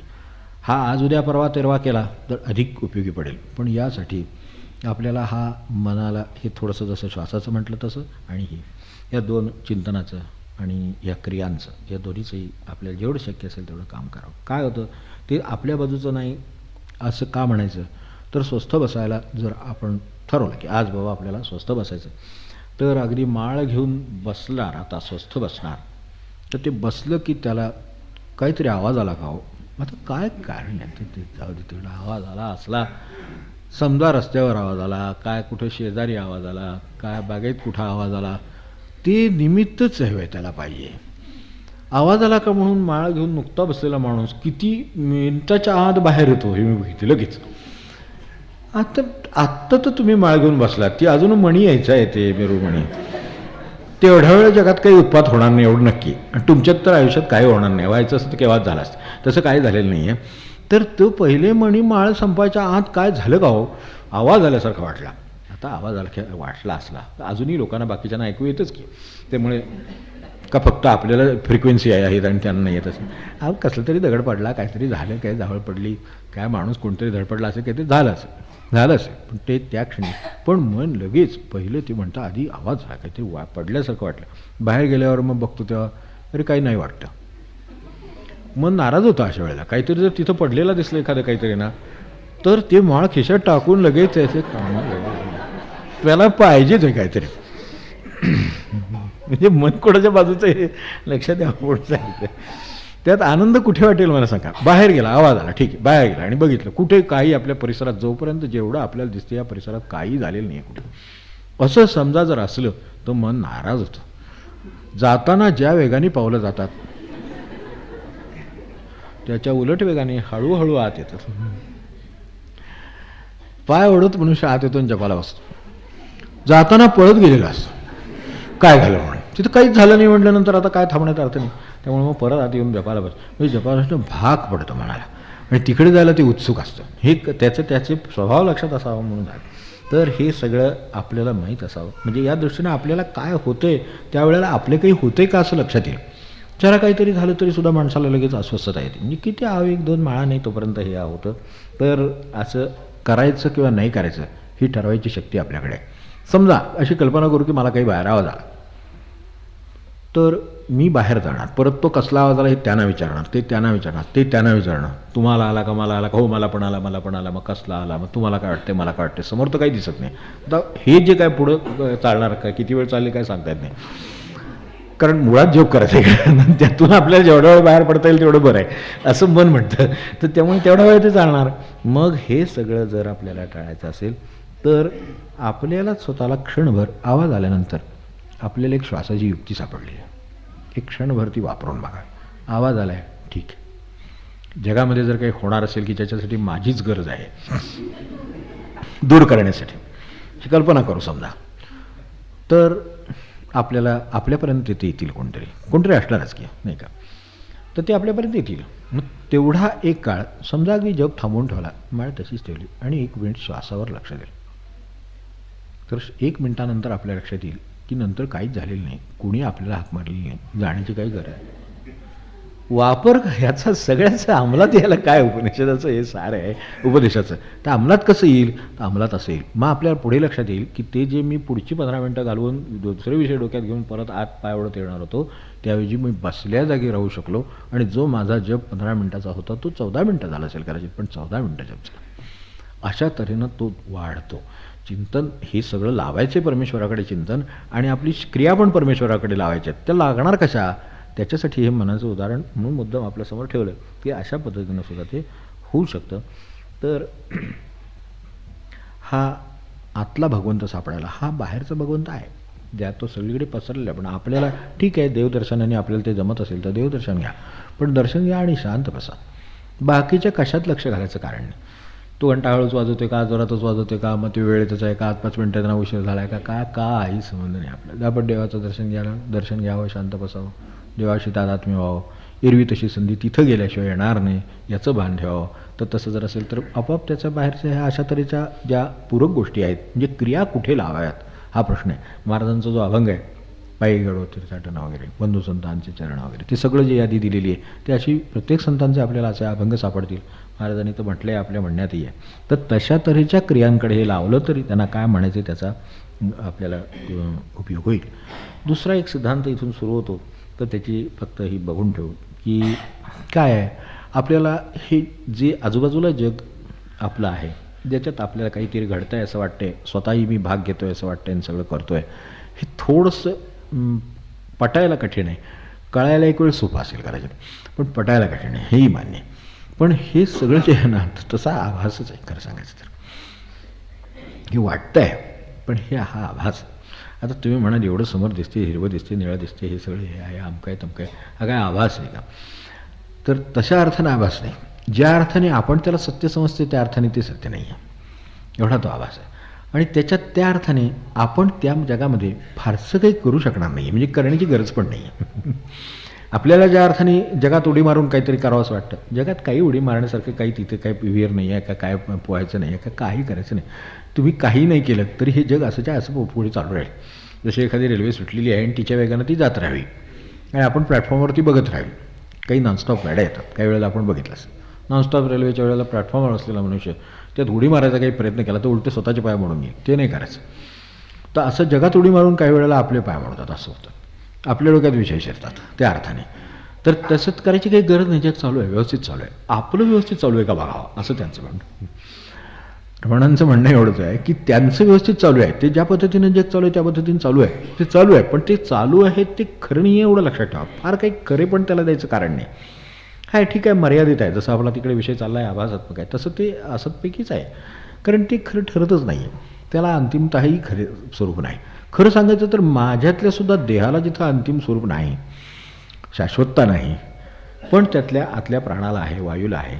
जो वायू आत्ता आपण जसं प्राणाचं निरीक्षण केलं समजा की श्वास आला गेला, तर तशा तऱ्हेचा श्वास म्हणजे त्या अर्थाने जो वायू आहे तर तो तर आधी होता. आपण आलो त्यावेळेला आपल्याला मदत करत होता आणि नंतर आपण नसलो तो कोणाला तरी मदत करेल. तो तर कोट्यावधी जीवांना मदत करतो आहे, तो झाडापानांना सुद्धा मदत करतो आहे, तो सगळ्यालाच मदत करतो. म्हणजे तो टिकूनच आहे. आम्हीच मध्ये कुठेतरी आलो आणि गेलो असं झालेलं आहे. म्हणजे त्यांचे काही सिस्टीमचं काही संबंध नाही आहे, ती सिस्टीम त्या पद्धतीनं चालू राहील. तर असं जरा लक्षात ठेवलं तर त्यांना जे म्हणायचे त्याच्याकडे हळूहळू जाऊ शकतो आपण. काय आहे की जे चालू आहे जे बाहेर जगामध्ये ते त्यांना आभास असं वाटते. म्हणजे यासंबंधी इथे जे श्लोक आपण म्हणतो की वायुरोधनात, म्हणजे आत्ता जे बोललो ते लीयते मनाः, ते त्यांना मन लीन होऊ शकतं. लय आणि विनाश ह्यातले दोनमधले फरक लक्षात आले. लय विनाशने उभयरोधने लयगतम पुनर्भवती नोमृतम. जे मन एकदा नाहीसं झालं ते नाश पावतं आणि जे मन अशा तऱ्हेनं तात्पुरतं शांत झालेलं असतं ते पुन्हा उठून बसतं. एवढंच त्याच्यातला आपला फरक आपण लक्षात घेतला. आणि हे पहिले जे 13 श्लोक होते त्याचा विषय संपला. तर त्याच्यानंतर प्राणनियमने लीन मनासे आत्मचिंतने नष्ट होत असे. आता आज जे राहिले आहे ते मन नेहमीच आपल्याला अशा तऱ्हेनं त्रासदायकच आहे का, तर दुसरी बाजू त्याची आहे. ते जर स्वतःवर चिंतन करेल, ते आज जगावर चिंतन करते. आज तुम्ही बघा कुठल्याही ऑफिसमध्ये गेलं की जसं मी मागे आपल्याला म्हटलं होतं की इकडे तिकडे बघून त्यांना काय काम दिले ह्याच्याकडे माणसाचं लक्ष असतं. कुठेही समजा गेलं तर अगदी स्वयंपाकघरात जावा, आज तुम्ही काय करताय असं जे बाजूबाजूची माणसं असतात ती विचारतात. वास्तविक आपण काय करतोय ते खरं महत्त्वाचं आहे. त्यात जर हेच जर लक्ष जर त्यात घातलं तर तो पदार्थ अधिक चांगला होईल खरं सांगायचं तर. पण ते त्याच्याऐवजी आज त्याला काय दिले, ह्याला काय दिले, ह्याचं काय काम दिले, कुठलंही ऑफिसमध्ये बघितलं तरी ते दिसेल, कारखान्यात तेच दिसेल. वास्तविक त्याला काहीतरी दिले ना काम, मग ते त्यानं त्याचं मनूतून काय असेल ते तेवढं करावं, त्याच्याकडून जास्तीत जास्त चांगला आउटपुट मिळेल. तसं नाही होत, त्याचं लक्ष दुसरीकडे. तसं ह्या मनाची अवस्था अशी झाली आहे की त्याचं दुसरीकडे लक्ष असल्यामुळे त्याला ते म्हणूनच त्याचं दुसरीकडचं लक्ष स्वतःकडे वळवायला लावणं ही खरी माणसाची पारमार्थिकदृष्ट्या त्याचं काम आहे. कारण जग तो ओढून घ्यायला तयारच आहे तुम्हाला. जगाला काय जग ओढून घेईल, महाचुंबक आहे तो कसंही ओढून घेईल तुम्हाला. मला त्याला त्याच्याकडे जाऊ द्यायचं नाही. कारण दुसऱ्याचा आता समजा एक काम आहे, जो एक ऑफिस आहे, 10 माणसं आहेत, तर त्या 10 माणसात त्यानं उरलेल्या 9 माणसांच्या कामाचा विचार केला की त्याचं जे त्याच्या वाट्याला असलेलं एक काम आहे ते 1 दशांश झालं म्हणून समजाच तुम्ही सरळ. कारण त्याचा विचार त्या 9 लोकांच्या कामात आणि त्यात कशी चुका आहेत किंवा काय बरोबर आहे ह्याचा विचार करण्यातच जाणार. त्याच्याऐवजी त्याने जर स्वतःच्या कामावर विचार केला तर हाच मनुष्य 1 पटीच्याऐवजी 1.25 पट जास्त चांगलं काम करू शकेल. हे जितकं व्यवहाराच्या बाबतीत खरं आहे तितकंच जर जगाचं चिंतन कमी झालं आणि स्वतःच्याकडे ते चिंतन वळलं तर मनुष्य स्वतःच्या भगवंताकडे अधिक लवकर जाईल. आतल्या त्याला तो बाहेरही प्रतीत होईल आणि आतही प्रतीत होईल. आणि ही गोष्ट खरी आहे की जितकं आत जाईल तितके भगवंताचे गुण जास्तीत जास्त जवळ होत जातात माणसाला. भगवंताचे गुण आहेत आपल्यामध्ये, नाही कसं आपल्यामध्ये तो आहेच. आपल्याकडे करुणा आहे, प्रेम आहे, त्याग आहे, सगळं आपल्या मनामध्ये आहे. कारण ते भगवंताचे गुण आहेत, त्यामुळे ते आपल्या मनामध्ये आहेत. पण त्याच्याकडे चिंतन तिकडे वळतच नाही. चिंतन वळत नाही म्हणून क्रिया वळत नाही. ज्याचं चिंतन झालं नाही त्याची क्रिया होत नाही. त्यामुळं ते चिंतन तिकडे वळवणं म्हणजे स्वतःच्या संबंधी विचार करणं. आपलं स्वरूप काय, आपण जे आजपर्यंत काही आयुष्य घालवलं असेल, काय 25 वर्ष असेल, 10 वर्ष असेल, नाही तर 50 वर्ष असेल, 70 वर्ष असेल, आजपर्यंत आपण कोण, त्यांच्या दृष्टीनं जो महत्त्वाचा प्रश्न जिथे ते नेऊ इच्छितात नेहमी की आपण खरे कोण आहोत. एवढं जरी आपल्याला ओळखता आलं तरी खूप आहे. तोच खरा शोधायचा प्रश्न आहे खरं सांगायचं तर. आणि तिथेच तुम्हाला भगवंत सापडतो खऱ्या अर्थाने की आपण भगवत स्वरूप आहोत. कारण आपल्या ठिकाणी ते आहे. जे लोक आज शोधत गेले ते स्वतः भगवत स्वरूप झालेले आहेत. त्यांना जगाचं बांध नाही असं नाही, त्यांना जगात जे कळतं, जगाचे व्यवहार कळतात, त्याचे कायदे कानून कळतात, सगळं कळतं त्यांना. पण त्यांनी त्याला सत्यत्व दिलेलं नाही आहे. त्यामुळे जिथे संबंध आहे तिथे संबंध आहे, नाही तिथं काय अमुक हे केलंच पाहिजे असं त्यांच्या दृष्टीनं नाही. जे जसं रमणानं विचारलं तर तुम्हाला मन नाही आहे का, तर मला मन आहे. ते मागे जसं बोललो होतं ना आपल्याला, मला मन आहे, मन नाही असं नाही. म्हणजे ते तर मनोनाश, तर त्यामुळे तो केल्याशिवाय ते बोलणारच नाहीत. तर त्यामुळे त्यांनी मनोलयही साधला आहे आणि मग नाशही साधला आहे. हे साधलं तरीसुद्धा आपल्याला भीती काय वाटते, हे नाशबिश म्हणजे हे काय आपल्या प्रपंच बिघडेल का काय? काही बिघडणार नाही. प्रपंच तुम्ही नाही केला तरी चालणारच आहे, आणि तुम्ही केलात तर कदाचित थोडासा कमी जास्त चालेल. म्हणजे एखाद्याच्या चालवण्याने सुद्धा गाडी बिघडते, म्हणजे आणि एखाद्याच्या जाऊ दे सुद्धा एखादा चालवतो म्हणून छान चालते असं पण असतं. तर तसं काय जे काय आपले स्वरूप असेल चालवण्याचं त्याप्रमाणे होणार. तर तेवढं होईल, पण ते चालेलच. तर त्याच्यापेक्षा मला जे खरं मिळवायचं आहे त्याच्याकडे मी चालेन का, त्या दिशेनं मी राहीन का, तर त्याची गरज आहे. या अर्थाने ते इथे जे म्हटलं आहे, एकचिंतनात नाशमेत्यतः, ह्याचा आपल्याला नाश करणं हे शक्य आहे मनाच्या बाबतीत. फक्त त्यासाठी आत्मचिंतने नष्ट होत असे. मन तुम्हाला पूर्ण नाहीसं करायचं आहे का, त्याचा त्रास होऊ नये अशी आपली इच्छा आहे काय, मनाने आपल्यावर राज्य गाजवू नये आणि मनाने आपल्याला प्रपंचाचे जे सुखदुःखाच्या ह्याच्यात जाळ्यात त्याने ओढू नये. मी प्रपंचात वावरतो आहे पण सुखदुःखाने मी बांधलेला नाही. त्या अर्थाने जे रमणानं विचारलं होतं की तुम्ही मनोनाशाचं बोलला, तर मग तुम्हाला मन नाही का, तुम्हाला प्रतिक्रिया उमटत नाहीत का? तर त्यावेळेला ह्या प्रत्येक वेळेला म्हणजे मागे तिथे आपल्याला कल्पना असेल की अनेक माणसांना केव्हा तरी, हे तर राजकीय माणसं असतात किंवा खूप कार्यव्यस्त माणसं असतात, म्हणजे वेगवेगळ्या संघटना असतात, कार्य असतात, तर ती कामं चालू असतात. ती माणसं खूप शेवटी व्यग्र होतात आणि त्यांना चित्त अस्वस्थ करणाऱ्या घटना घडत जातात आणि त्यावेळेला त्यांच्यावर ही अवस्था येते. ती ज्या वेळेला त्या काळात गांधींना वगैरे भेटायला जात असत, त्यावेळेला गांधी त्यांना रमणाश्रमात जाऊन या असं सांगत. त्या काळात ते पॅरलल आहे तसं, त्यामुळे तिथं ते जा आणि तिथं राहून या म्हणून सांगत. इथे जेव्हा ती माणसं आहेत, इथे काहीही केलं जात नसे आणि त्यामुळेच ते शांत होत असत. इतर ठिकाणी कार्यशाळा घेतल्या जातात की ते अस्वस्थ होत जातात आणखीनच. तर त्यामुळं तशा अर्थाने इथे काहीही केलं जात नाही, शांत बसायला शिकवलं जातं, किंबहुना ते शिकवलंही जात नाही. शांत बसायला शिकवलं गेलं तर तो व्यापत झाला परत. तर त्यामुळे तसं काही नाही, तेच शांत बसलेले. तुम्हाला बसायचं तर बसा, नसेल तर तुम्ही फिरून या, तो तुमचा प्रश्न आहे. असं तिथे जे काही वातावरण आहे त्या वातावरणातसुद्धा एवढी शांती आहे की ती माणसं त्यामुळं रेक्युपरेट होऊन परत, म्हणजे त्यामुळं अधिक शांत होऊन चित्तातले सगळा काळ जे वर आलेला असेल या वेगळ्या प्रसंगाने, आणि ते सगळं त्यांचं शांत होईल आणि ती जात असत. आणि हेच जेव्हा ही सगळी कल्पना लोकांना होती, ते एकदा यांचा दौरा चालू होता गांधींचा, त्यावेळेला ते त्या भागात आले ते, तेव्हा ह्यांनी सांगितलं आता गांधीजी तुमच्याकडे येतील. ते हसले फक्त, म्हणजे काही बोलले नाही. तर आणि प्रत्यक्षात ते त्यांच्यापासून अत्यंत जवळ, अर्ध्या ते पाऊण तासाच्या अंतरात ते आलेले होते, पण ते स्वतः आले नाहीत. तर ते म्हणले ते काही येणार नाहीत, तुम्ही काही त्याचा विचार करू नका, आपलं आपलं चाललं आहे ते बरोबर चाललेलं आहे. म्हणजे अशा अर्थाने त्या लौकिक गोष्टीचं आता त्यांच्याकडून माणसं ते पाठवत आहेत, ते स्वतः नाही का येणार, पण ते तसं नाही आहे. ती गणितं वेगळी आहेत, त्यामुळे ते येणार नाहीत. ते अशांत माणसाने इकडे पाठवतील तर ते स्वतः येणार नाही. कारण एखाद्या वेळेला ते स्वतः आले आणि जर शांत होऊन गेले तर काय होईल ह्याची त्यांना बरोबर कल्पना आहे, साध्या भाषेत सांगायचं म्हणजे. त्यामुळे ते म्हणले हे होणार नाही, तुम्ही ते त्याची काळजी करू नका. तर असे हे लोक शांत राहतात, म्हणून यांना हे स्वतःचं आतलं जी स्थिती आहे ती सुस्थिती, ज्याला गेल्या वेळेला म्हटलं होतं, तर ती टिकवू शकतात. आपल्यालासुद्धा ती सुस्थिती मिळावी खरं सांगायचं तर, आणि ती या मार्गाने मिळते. आत्मचिंतने नष्ट होत असे तर हे करणं शक्य आहे. फक्त आत्मचिंतनाला चिंतनाचा विषय काय हा प्रश्न इथे आत्मचिंतन मांडलेलं आहे. तर आपल्याला स्वतःचा विचार करायचा, त्याला सोपा साधा धागा, म्हणजे मी कोण, माझं स्वरूप काय, मी एवढा जन्माला आलो, इतकी वर्ष जगलो आहे, इतकी कामं करतो, एवढं काय करतो, तो केलं काय केलं, नातेवाईक आहे, आमकाय तमकाय, आपण मी कोण आहे, ह्याचा उलगडा जर करायला गेलं तर आपल्या लक्षात येईल की हे गुंता सोडवल्यासारखं आहे. ह्या गुंता वाढवल्यासारखं नाही, ह्या गुंता सुटत जात. आपण कोण आहोत त्याची कल्पना येते आणि ती येईल, सावकाश येईल, थोडे अडखळायला होईल, पण किंवा आपण त्यांचे ग्रंथ बघू, तिथल्या शंका बघू काय त्यांनी सांगितल्यात त्या, आणि मग आपल्या लक्षात येईल की आपण ज्या स्थितीत मूळ आहोत त्या स्थितीच्या दृष्टीनं पाहिलं तर ह्या जगाला जे भासमान म्हणतात ते काय आहे ते लक्षात येईल. आपण एरवी काय होतं की एक समजा सिनेमा लागला, ते आपल्या घरातसुद्धा लागतो, आता त्याला काही तिकडेच जावं लागत नाही, पूर्वी थिएटरमध्ये जावं लागायचं. तर आता काही त्याची गरज नाही, घरात आपल्यासमोर सिनेमा अगदी पाहिजे तेवढं. तुम्ही पूर्वी जवळ बसायचं परवानगी नव्हती नाही का, पिठात बसायचे ते सुद्धा अंतर ठेवून बसायचं. आता तसं काही नाही, अगदी हातात सिनेमा लागू शकतो माणसाच्या, तो बघतो. आता तिथं काय काय काय काय चालले असतं आपल्याला माहिती आहे की ते राग लोभ त्यांचं ते वितुष्ट आलं, नामकं झालं, तमकं झालं, डोक्यात हे घातलं, त्यांनी भरवून दिलं, ह्यानी त्याच्याला भरवून दिलं, ह्यानी त्याला फोन केला, मग ते काय विघटन झालं, संघटन झालं, काय व्हायचं ते काय ते होत असतं सगळं. तर त्यावेळेला मनुष्य त्याच्याबरोबर सगळं जगत असतो. ते जे सिनेमा चालला आहे तो सिनेमा जगतो. तशा वेळेला त्यांनी म्हटलं आहे की क्षणभर पुढे होऊन त्या स्क्रीनला फक्त बोट लावून बघा तिथे काय आहे का. काही नाही, तिथे काहीही चाललेलं नाही.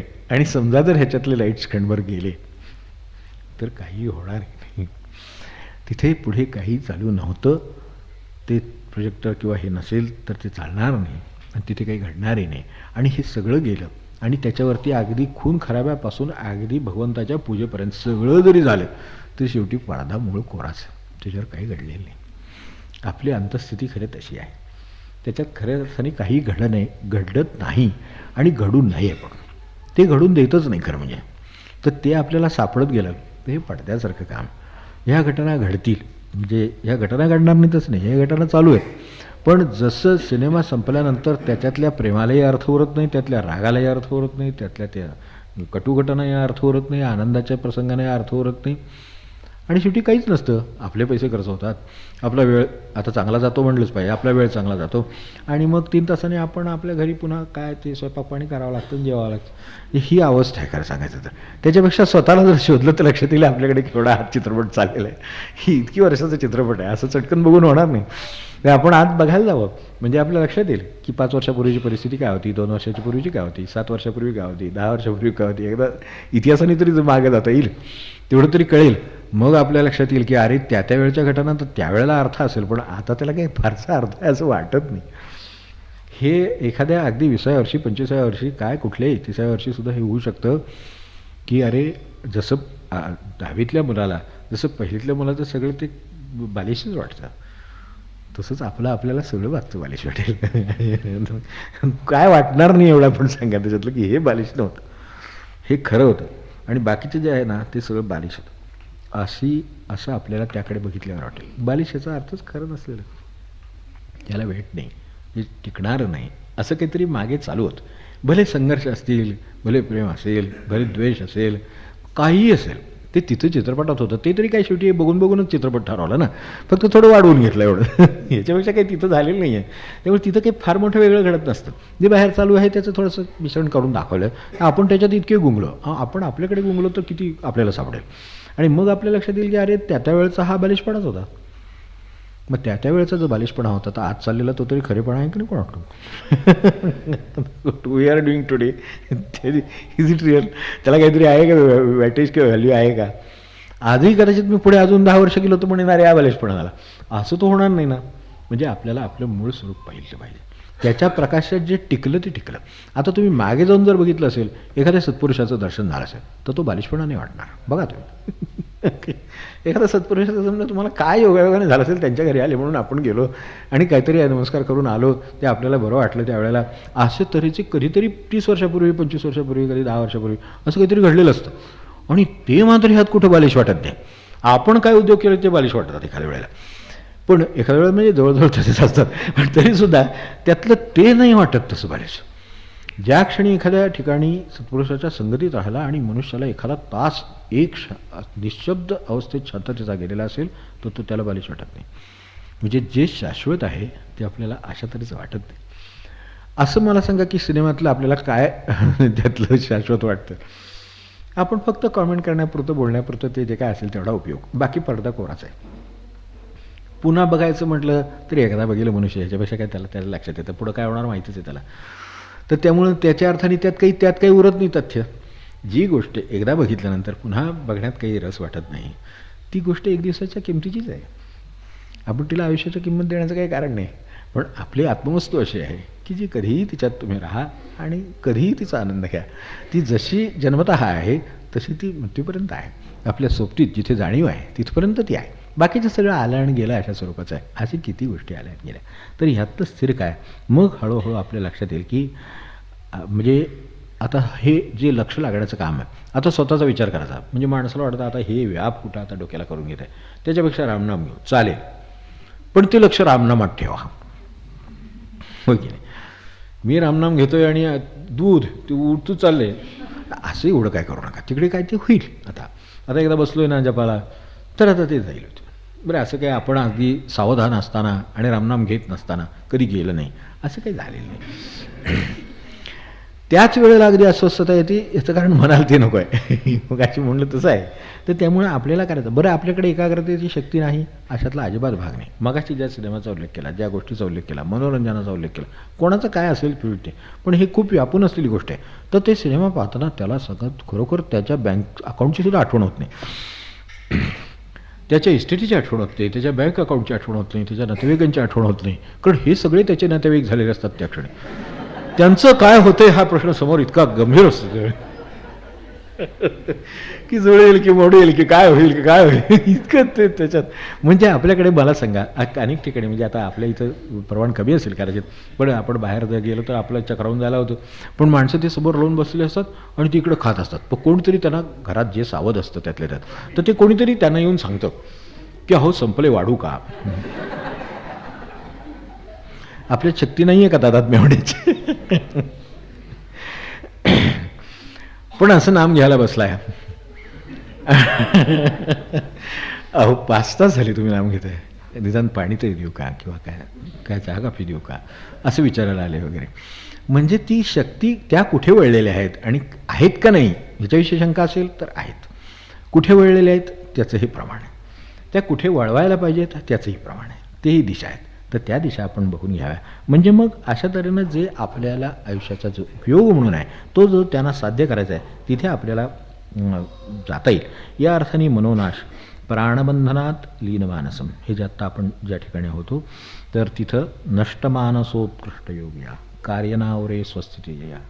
तिचं म्हणणं असं की जर एकदा तुम्ही त्या स्थितीत आत्मचिंतनाच्या म्हणजे आत्मचिंतनाने मन लीन होऊन फक्त भगवंताकडे वळतं, मग अशा वेळेला आपल्याला प्रपंचाची किंवा काय जे आपल्यासमोर व्यवहार आहे त्याची काळजी करण्याचं कारण नाही. व्यवहार होत राहणार, आपण उठणार, बसणार, जेवणार, खाणार, माणसं येणार जाणार, सगळं होणार.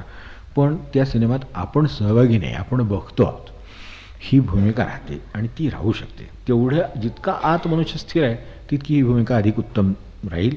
आणि मग तशा अर्थाने आज आपल्याला जी काही करण्याची उर्मी आहे, काही लोकांना बसवत नाही असं होतं. म्हणजे वेळ मिळाला आहे ना तर शांत बसतील. आता काही लोक एकदम मुळातच आळशी असतील तर त्यांचा विषयच मिळत नाही, ते म्हणतात फार छान संधी आली, तर तशी गोष्ट सोडून द्या. पण जो एक नेहमीचा माणूस आहे तर त्याला जर म्हटलं की काही नाही निवांत पडून आज काही करू नका असं म्हटलं तर असं कसं चालेल असं त्याला ते मनातनं वाटायला लागतं तिथपासूनच. मग काहीही करतील, म्हणजे काय करतील ह्याला काय नाही, झाडायला पुसायला काढतील, काय नदी लावतील, काय करतील कुठलं काय सांगता येत नाही. हे कारण ती तसं स्वस्त बसवत नाही. खरं सांगायचं तर आपण स्वस्त बसण्यासाठी खरं हे सगळं आयुष्य आहे. तर अशा दिवशी ज्या दिवशी संधी मिळेल, आता काम आहे, मनुष्य गेला एकदा 10ला, तो रात्री 10पर्यंत परतच आला नाही. आता तो कुठं स्वस्तता त्याला मनाला आहे की जिथं जाऊन त्याने विचार करावा आहे. त्याला एवढं आहे की हे मिनिट त्याला कधीतरी घेता येईल. त्या क्षणी त्यांनी ते मिनिट घेतलं तर पुढचे सगळे निर्णय त्याचे अधिक चांगले होतील, हे नक्की. एवढं त्याला करता येण्यासारखं आहे, ते त्यांनी करावं. ते आपल्या वेगळं आपलं जे काही हे आहे व्यवधान शेड्यूल आहे त्यामध्ये सुद्धा ते करता येईल. पण हे जे काम आहे ज्या वेळेला असा वेळ मिळतो त्यावेळेला अशासारखा वेळ नाही, ही अमृतासारखी गोष्ट आहे. तर तसं आपल्याला सुद्धा त्यात भाग घ्यावासा वाटतो. काय समजा घरात केर काढावा असं वाटतो, काय म्हणजे केर काढणे चांगलीच गोष्ट आहे, पण केर काढलेला असताना सुद्धा काही ना केर काढावा असा वाटतो. त्याला काय करायचं तर त्यांची हौस म्हणून ती भांडी पुसलेली सगळी तिथं लावलेली व्यवस्थित असताना परत एकदा काढून नीट निघाली नाहीत असं वाटून परत एकदा सगळी बरोबर असं हे घरोघरी असतं. तर तसं ते त्याचं जे काही कार्यक्षेत्र आहे त्यानुसार त्याला तसं वाटतं. आता हा वरचा वेळ खरं म्हणजे आत्मचिंतनासाठी किंवा त्या क्रियांच्या तिकडे वळवण्यासाठी आपल्याला होणार नाही का? तर या अर्थाने आज असं का होतं तर ह्यातलं मन म्हणजे हे जे आत्ता सांगितलं ह्या मनाला तेच आहे. एक तर स्वस्थ होणं शक्य आहे त्याला, पण मनोगत आणि आत्मगत असे 2 प्रकार त्यांनी पुढच्या श्लोकामध्ये करून ठेवले. त्यातल्या त्या दृश्याच्या आकर्षणामुळे मन उडी मारतं तिकडे. ते काही काम करेल, नसलं तर काम काढेल आणि करेल. म्हणजे वास्तविक काही गरज नाही, काय बोलावलं नाही. एखादं काम आहे समजा, काय कोर्टात आहे, काय कशात आहे, काय कचेरीत आहे, कशात तरी असतं का, तर आता काय बोलावलेलं नाही, आपली ते तारीख आलेली नाही, आपल्याला काय सांगितलेलं नाही, काय नाही आहे, असं स्वरूपाचं काम आहे. तरी सुद्धा त्यांना असं वाटतं की आज जरा मोकळा आहे, ते चक्कर मारून कुठंपर्यंत आले बघूया. आता कुठंपर्यंत आपल्यापर्यंत काय आलेलं नाही, मग ते कुठेपर्यंत आलं असलं तरी आपल्याला काय उपयोग आहे मला सांगा. एखादी गोष्ट 14 टेबल फिरणारी असते, ती समजा 9व्याला असली, आपण काय करणार जाऊन तिथे, ती 10व्याला जाईल तेव्हा पुढे जाईल. तर तसं नाही. तर त्या क्षणी असं वाटतं की जाऊन बघून तरी कुठपर्यंत. आता कुठपर्यंत आता काय आपण कुठपर्यंत आलो ते आता बघायला पाहिजे खरं सांगायचं तर तिथलं कुठपर्यंत आलो ते बघूया असं वाटत नाही, पण ते कुठपर्यंत आले ते बघून येऊया.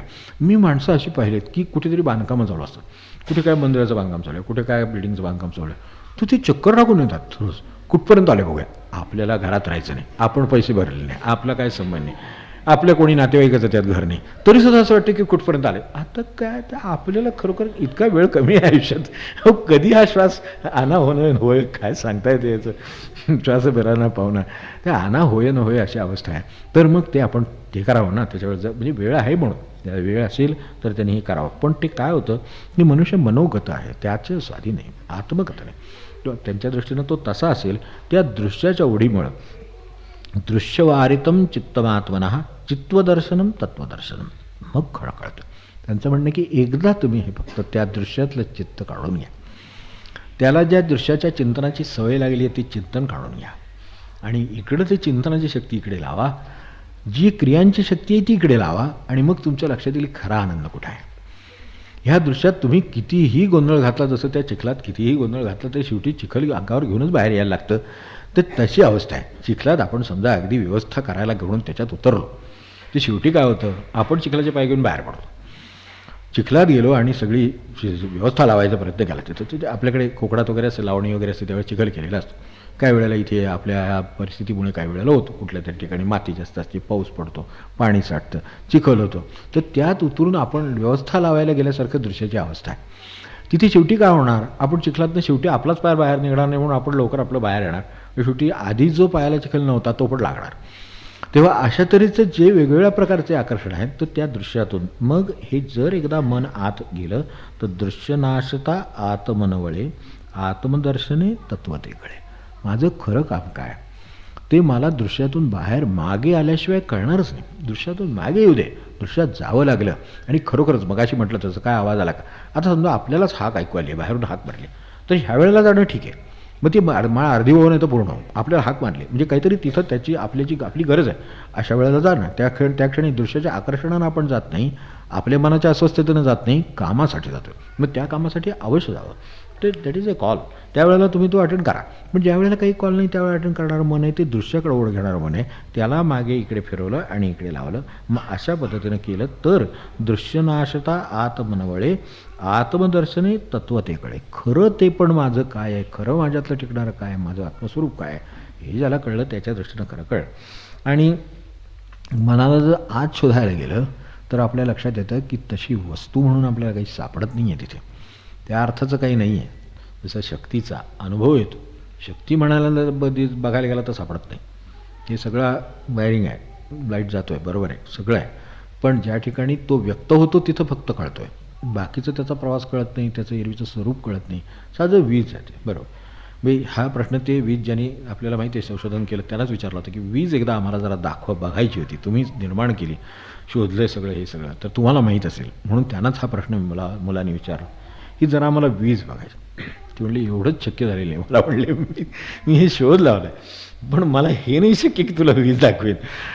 ते दिवे दिसतात ते विजेचा परिणाम म्हणून प्रकट झालेली गोष्ट आहे, त्यावेळेला दिसतात, पण मूळ वीज काय आहे म्हणून जायचं तर काही दाखवता येत नाही. म्हणले जे इथं ते कुठंतरी थांबलेलं काम आहे. तर तसं मनाच्या बाबतीत होईल की लक्षात येईल की हे खरं तसं नाही आहे, आणि आपण चिंतन करत राहिलं. शोधिता मना मानसम तु किम मार्गणे करते नैव मानसम मार्गार्जवात. खरं सांगायचं तर खरोखर जर आज शोधायला गेलात मन म्हणून काय आहे की जे एवढं डोक्यावर बसले असं वाटते आणि माझ्या मनासारखं झालं, माझ्या मनाविरुद्ध झालं, त्यामुळं मला त्रास झाला, त्यामुळं मला काय मनुष्य गळा रडण्यापासून हा करीत आनंद करण्यापर्यंत सगळं करू शकेल फक्त त्या मनाच्या साह्याने, असं त्याला वाटतंय. प्रत्यक्षात तिथं तसं काय नाही. आपण शोधायला गेला शोधिता मना मानसम तु किम मार्गणे करते नैव मानसम मार्गार्जवात. शोधिता मना बुळीन ते उरे सरळ मार्ग हा मन न मार्ग रे. असं आहे. इथे शेवटी असं लक्षात येतं की त्या अर्थाने मन म्हणून काही नाही, शक्ती आहे. ती आपण वळवू शकतो एवढीच आहे. ह्याच्यापेक्षा तिथे वस्तू नाही की जी माझ्या डोक्यावर बसावी अशी तऱ्हेची वस्तू तिथं नाही. तर हे सगळं होतं कशाने, तर आतून जे अहंकाराचं स्फुरण आहे त्याच्यापोटी मन आहे असं वाटते. आतून कुठेतरी अहंभाव असतो, तो स्फुरत असतो, तो त्याचं ते मन स्वरूप घेऊन आपल्याला ते साध्या भाषेत मन पिडतच आहे माणसाला, त्याचे हालच करतं. म्हणून तर मनुष्याचा 50 वर्षांनी 70 वर्ष प्रपंच झाला तरी तो आता आनंदाचे डोही आनंद तरंग ते केव्हाच गेले 48 वर्ष. हे त्याला का साधत नाही, तर त्याच्या ह्या क्रियांची दिशा वेगळी आहे, चिंतनाची दिशा वेगळी आहे आणि दुसऱ्याकडे ओढ आहे. मागं कधी आत बघितलं नाही, आत बघितलं असतं तर हे सापडलं असतं सगळं. तर एवढं आत्ता आज सांगतो कारण हा पुढच्या भागात हा भाग संपावा असे विचार आहे. म्हणून तर ह्याच्यात जे स्फुरण देणारा जो अहंकार आहे मूळ, तिथं खरं आत आत आत गेलं तर मनाच्याही खाली ते स्फुरण पावते तोपर्यंत मनाला अस्तित्व आहे. आता ह्यातल्या अहंकाराचं काय आहे खरं सांगायचं तर तो तशा अर्थाने आहे का, म्हणजे ज्या अर्थाने आपण अहंकार शब्द वापरतो म्हणजे मीपणा अशा अर्थाने वापरतो, नेहमीचा अहंकार शब्द आपला मीपणा म्हणून आहे, तर त्या अर्थाने तर त्याला काही अर्थ नाहीच आहे. कारण आपल्या मीपणाची ऐशी तशी एका दिवसात होऊन जाते. म्हणजे मी उद्या हे करीन म्हणणारा मनुष्य उद्या सकाळी उठला तरी खूप आहे अशी परिस्थिती हे आपल्याला आढळून येतं. आपल्याला काही त्याला काही वेगळ्या पुराव्याची गरज नाही. तर असं आहे. तर त्याच्यातला जो अहमचा जो भाव आहे त्याच्यातला तो फक्त माणसाला त्याची जाणीव म्हणून तेवढा फक्त मंजूर आहे. खरं सांगायचं जाणीव जागृत आहे एवढ्यापुरता तो अहम स्फुरण देणारा तो मंजूर आहे. जसं मी मागे एकदा आपल्याला म्हटलं होतं की जसं तो झऱ्याचं जसं ते स्वरूप असतं तसं तिथे अहम स्फुरण आहे सतत तिथं ते त्या अर्थाने एक शक्ती म्हणून किंवा एक जाणीव म्हणून ते वाहतं, ते बरोबर आहे. पण तो जर बदलला, जो मनोगत आणि आत्मगत मग असे म्हटलं तसं जो मनोगत जर तसं आहे आणि तो थांबू शकतो हे जर सापडलं आणि तो आत्मगत झाला तर त्याचं ज्या अर्थाने अहंकार म्हणून शेवटी बघा किती अहंकार केला शेवटी त्या माणसाला खाली उतरायला लागतंच. स्वामी विवेकानंदांनी म्हणलं ना की निसर्ग तुम्हाला मूठ उघडायला लावेल. हे अत्यंत खरं आहे. बघितलं किती कोवडी थोर माणसं असतात पण शेवटी मूठ उघडायला लागतं, कसल्या तरी कारणाने उघडायला लागतं. ते काय त्यांची प्रपंचाची प्रसंगच येतात म्हणून, काय त्यांना ऑफिसमध्येच काहीतरी होतं म्हणून, कोणी काय ऐकत नाही म्हणून, मनाला चित्ताला अस्वस्थता आहे म्हणून. आता एवढं कर्म केल्यावर चित्ताला अस्वस्थता नाही आहे, अस्वस्थता आहे म्हणजे मुळे निसर्गाने मूळ ठोकडा लावलीच आहे तुम्हाला, या मार्गाने लावली. मनाला विमनस्कता किंवा अस्वस्थता असणं हा सुद्धा शेवटी निसर्गाने मूळ, नाहीतर मग एवढं तुमचं त्याच्यावर स्वामित्व चाललं पाहिजे ते नाही होत. म्हणजे कुठल्या मार्गाने निसर्ग मूठ उघडायला लावेल हे सांगता येत नाही.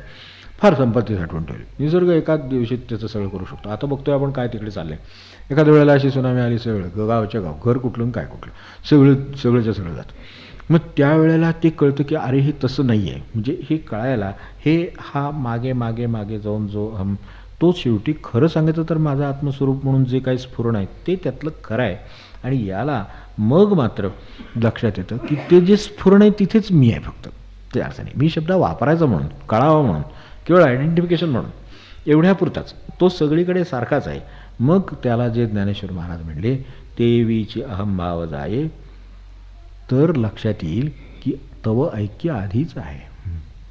आपण भगवंताशी एकच आहोत. अरे भगवंत म्हणजे आणखीन काही वेगळं नाही आहे, आपणच आहे.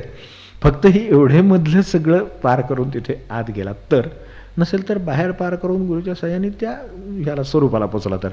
म्हणून म्हणले ते विशाल तरी व्हा, त्याचं सूक्ष्म तरी व्हा. तुम्हाला भगवंत म्हणजे तुम्हीच आते लक्ष देईल. मग हे सगळ्यामधला सगळा जो आहे तो सगळा जाईल. आणि जगाकडे बघण्याची जी भूमिका आहे त्या बाबतीत सुद्धा हे जे श्लोक येऊन गेले ते आपले केवळ सापेक्ष आहेत. फक्त 2 उदाहरणं सांगतो मी, त्यांचं एक उदाहरण आहे म्हणून त्याच्यातलं ते समजायला सोपं म्हणून तेवढं उदाहरण सांगतो की आपण त्याला अर्थ देतो तसा अर्थ येतो. म्हणजे ह्यांना विचारलं होतं जेव्हा की लौकिकाकडे फार ते का बघत नाहीत किंवा ह्या सगळ्या व्यवहाराकडे कोणत्या दृष्टीनं बघतात, तर ते म्हणतात ते सापेक्ष आहेत, तुम्ही कसं ठरवाल तसं. त्यांनी त्याला उदाहरण देताना म्हणले की हत्तीची सोंड, एक साधं उदाहरण त्यांनी दिलं की हत्तीची सोंड आहे, ती सोंड म्हणजेच त्याचं नाक आहे आणि सोंड म्हणजे त्याचा हात आहे, सोंड म्हणजे त्याचं तोंड आहे. आता हत्तीचं नाक आहे म्हणायचं हे बरोबर आहे का हत्तीचं हात आहे म्हणायचं हे बरोबर आहे? कारण हत्तीच्या त्या हाताचा फटकारा बसला तर पैलवानासुद्धा कुठे नेऊन फेकून टाकेल सांगता येत नाही. म्हणून तेवढं सिंहाने यांना सुद्धा त्याची भीती असते. मग आता ते नक्की काय आहे, तर नक्की काय आहे उलगडत नाही, त्याच्या पद्धतीनं ते आहे. त्याच वेळेला जे त्याला काम करायला लागतं ते त्यावेळेला ते करतं. ह्याच्यापेक्षा आपण आपल्या हाती बाबांना आपल्या घरी यावं जर एवढी उत्सुकता असेल तर याच्यात पुढे काही पडू नये, ते हात आहे का नाही काय ते तोंड नाही. ते म्हणले हे सापेक्ष आहे. त्यामुळे ते त्या अर्थाने ह्या जगामध्ये सगळंच अशा अर्थाने सापेक्ष आहे. आपण माणसांना चांगलं वाईट वाटतं. इथं नाक आणि तोंड म्हणून त्यांनी उदाहरण दिलं एवढंच, किंवा काय सोंड म्हणून उदाहरण दिलं एवढं. ते म्हणजे आता आपल्याकडे सापाच्या बाबतीत असतं. सापाला जे डोळे आहेत त्या डोळ्यांनीच तो पाहतो आणि त्याचं श्रवणेंद्रिय तेच असतं. तेव्हा त्या डोळ्याने तो बघतो, त्याच डोळ्याने तो ऐकतो पण, म्हणजे त्याच्याकडे क्षमता आहे. आता त्याला काय म्हणावं नक्की, तर ह्यात आपण काय नाही पडलं तरी चालण्यासारखं आहे. ते हे जितकं नाही पडलं तरी चालण्यासारखं आहे हे एक वेळ पटू शकेल, पण इतरांच्यात आपण नाही पडलं तरी चालण्यासारखं आहे हे पडणं अवघड आहे. म्हणजे नातेवाईकांच्यात, मित्रांच्यात, अमक्याच्यात, त्या प्रसंगात आपण नाही पडलं तरी चालण्यासारखं आहे. जिथं पडण्याचं कारण पडणार आहे ते पडणारच आहे. येऊन समोर तुमच्या पडेलच, त्यावेळेला त्याचा भाग घेतला, नसेल तर आपलं काही कारण नाही. म्हणजे आपणही जगात काही उठाठेवी करी जगा उगाच्या सावध करा ते जे पद आहे ते तेवढ्यासाठीच आहे. तर तशा अर्थाने ह्यात काही पडू नये, कारण ह्याचा काही निकाली नाही. आणि त्याचं म्हटलं तर दोन्ही अर्थ बरोबर आहेत, म्हटलं तर एक अर्थ एक कुठला तरी चुकीचा आहे. आता असं जर जगाचं स्वरूप आहे तर कशाला त्याच्यात पडा, पण त्याचा निकाल करण्यात माणसाला हे वाटतं, इंटरेस्ट वाटतो मोठा. तर ते त्याचं दृश्य मावळे जे म्हटलं आहे ना, तर ते दृश्याचं किंमत कमी झाली की हे सगळे शक्य आहे. हे सगळे दोन्ही भाग थोडेसे अवघड होते, पण आपण त्याला साथ दिली, समजून घेत आहे. मला त्याच्याबद्दल मी आभारी आहे. आता पुढच्या येईल तो आणखीन एक सणवार या महिन्यातला मिळेल, त्यावेळेला त्याच्या पुढच्या आठवड्यात 30 तारखेला रमणांची जयंती येईल, 30 डिसेंबरचे. तर त्या शनिवारी यातले जे उरलेल्या 10 श्लोकात मधलं सार आहे ते त्या अर्थाने सोपं आहे आणि थोडं भक्तिमार्गाकडे नेणार आहे, थोडा कर्माचा परत एकदा विषय सांगून देणार आहे. तर तेवढं त्यावेळेला आपल्याला जमलं तर आपण बघूया. आणि मग हे ज्या अर्थाने आपल्याला या 2 ईश्वरदत्त शक्ती आहेत त्या वापरायला सांगितलेत, तशा आपण वापरायचा प्रयत्न केला तर आपण ईश्वराचं स्वरूप काही समजा त्याच्याकडे त्या वळवा. म्हणजे झालं चिंतनशक्ती, क्रियाशक्ती दोन्ही ईश्वराकडे लागू देत. आता ते इकडे प्रपंचाकडे लागले आहेत, त्यामुळं आपल्याला हा घोटाळा सगळा आहे. जेवढी गरज आहे तेवढं तर माणसाला करावंच लागणार आहे, एवढं भूक लागली आहे तेवढं तर जेवावंच लागणार आहे, पण बाकी सगळ्या जगाची काळजी त्याला नाही करावी लागणार, तर ते त्यांनी करू नये. आणि जे असं कृत्रिम जग आहे त्याच्यात तर आपल्या चिंतनाची शक्ती घालवूच नाही कधी. तर एवढं जरी आपण त्यातून सार घेतलं आणि हे दृश्य मावळे जे म्हटलेलं आहे ते मावळतं खरोखर असं लक्षात घेतलं तर आपलं काम होईल. हे शेवटी या पातळीवरचं असल्यामुळं, उपनिषदाच्या पातळीवरचं असल्यामुळं थोडं आपल्याला यात थोडा वेळ लागला. तर हे लय विनाश हे सगळं आपण लक्षात ठेवावं. आणि मूळ अहम हा जो आहे त्याच्यातले खरं स्वरूप काय, आज तो कोणत्या स्वरूपात आपल्या जीवनात वावरतो आणि त्याचं खरं स्वरूप काय आहे, आणि तो आपल्याला खरं तिथेच भगवंताचं स्वरूप सापडण्याची जागा ठेवलेली आहे. फक्त हे ज्या अर्थाने तो अहमपणा म्हणून वावरेल तिथे भगवंत अजिबात सापडणार नाही, आणि जिथे तो नाहीसा असेल तिथे भगवंत आनंदाने विराजमान झालेले दिसेल आणि तो आपल्याला अनुभवायला येईल. महाराजांनी मी माझे विसरून जाई हे काय म्हटलं नक्की, ते हेच उपनिषद साध्या भाषेत सांगितले. त्यातला जो मी विसरून जाऊ देत माझा हा सगळा, अशा भाषेत त्यांनी म्हटलं, कारण भक्ती मार्गाची भाषा होती म्हणून असं म्हटलं. मी माझे विसरून जाई ऐसे करी माझे आई. त्यांनी रामाला किंवा गुरुला प्रार्थना करताना हे एवढं माझं जाऊ दे, मग सगळं मला मोकळं आहे, मग मला तुमच्या गावी जाता येईल, सगळं होईल. पण ते होण्यापूर्वी हे होण्याची गरज आहे सांगितलं आहे. आपण तेवढे संतांनी सोप्या भक्तिमार्गाच्या भाषेमध्ये सांगितलं. हे आपल्या जागेवर बसलेत, तिथे थोडंसं आपल्याला जावं लागलं म्हणून थोडा मार्ग कठीण किंवा चढणीचा होता, पण तो जेवढा सोपा होईल तेवढा प्रयत्न झाला आहे. अजून एक भागात हे सगळं पूर्ण करावं अशी इच्छा आहे. आता बघू रमणांची जी इच्छा असेल त्यानुसार होईल.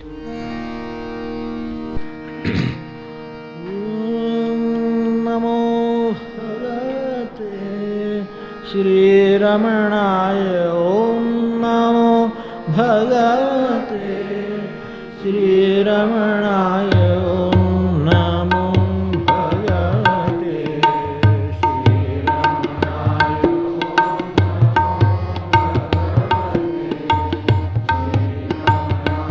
ओम नमो भगवते श्रीरमणाय. ओम नमो भगवते श्रीरमणाय. ओम नमो भगवते श्रीरमणाय.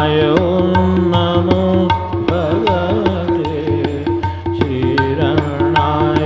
ओम नमो भगवते श्रीरमणाय. ओम नमो भगवते श्रीरमणाय ॐ नमो भगवते श्रीरमणाय ॐ नमो भगवते श्रीरमणाय ॐ नमो भगवते श्रीरमणाय ॐ नमो भगवते श्रीरमणाय ॐ नमो भगवते श्रीरमणाय ॐ नमो भगवते श्रीरमणाय ॐ नमो भगवते